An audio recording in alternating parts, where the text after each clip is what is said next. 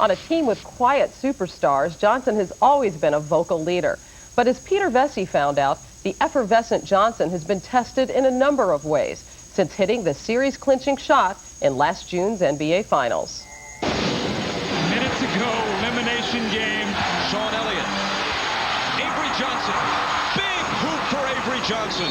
The little guy sticks that dagger right toward your heart on every occasion. It's all about the team. The team needed me to hit that shot, and they were depending on me. Sean was the first guy that I hugged, and it was good because he and Dave have the longest tenure with the Spurs, and I was looking for Mario, but he's a veteran, so he went to get the ball. If you look at the film, he went to get the game ball first. The rest of us, we don't know about winning championships, so we just hugging each other going crazy.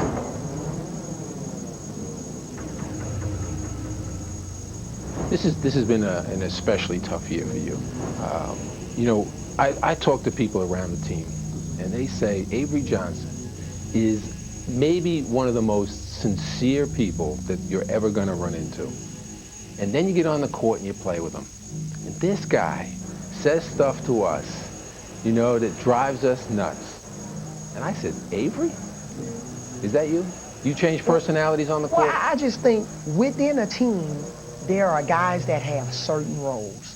My role is leadership. And my role is to try to be an extension of Coach Popovich to get this team to play a certain way every night. But on that court, there's a bunch of sharks out there. And if you're all about winning, there's a certain standard that I think we should have. And when we're not playing to that standard, I tend to get upset. I'll tell y'all something. Hold on. We ain't have all that old laughing and joking before the game today. In practice yesterday and shoot around today, it was quiet. We ain't did nothing yet. I remember Isaiah, I talked to Isaiah last summer. And not Ryder, I hope. No. Thomas. And one of the things he told me is, you know, to whom much is given, much is expected. And when you're in the limelight, or when you're trying to be a champion, or when you're the quote-unquote leader of the team, you're going to get some criticism. But on that course of winning the championship, there's a lot of, you know, tug of wars there. Let them go C5-0. Exactly. That's why you're in it. Let me say one thing. We got these boys now. Let's kill them right now. Yeah. Killer instinct, man. Come on. You're the extension of the coach. Last year, when your team was 6-8, you were a guy that stuck up for your coach. And now this year, your coach and GM/GM tried to trade you. Did he really try to trade me? Yeah, he did. Do you know for a fact he did, or you? At this point, I really don't care. Okay, but at the time, your feelings had to be hurt. Well, at the time, you're disappointed. But, you know, every time I woke up, I was still in San Antonio, so I'm glad they didn't ship me off.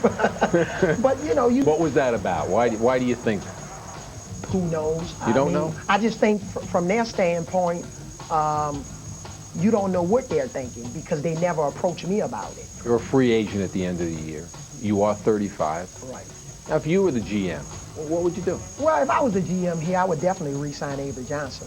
Because, How much? How much? I don't know. I'm not going to get into numbers. But it'd be definitely How many years? 3 years, definitely, because I think the track record is there, and I've done all I could do, and I would love to return because the people of San Antonio, the fans, and the organization is solid, and I would love to return there, but taking one of Tim Duncan's quotes, I'm going to keep my options open.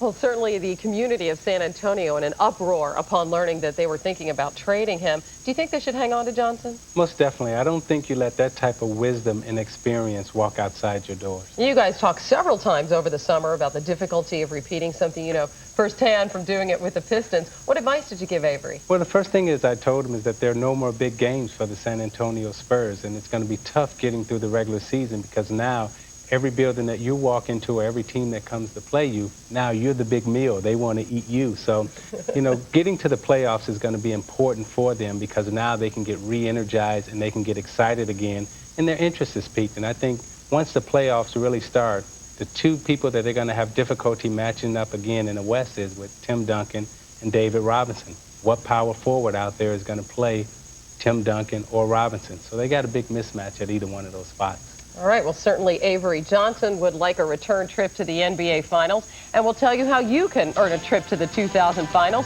simply by voting for the Play and Player of the Year. But first, we'll step aside for these messages.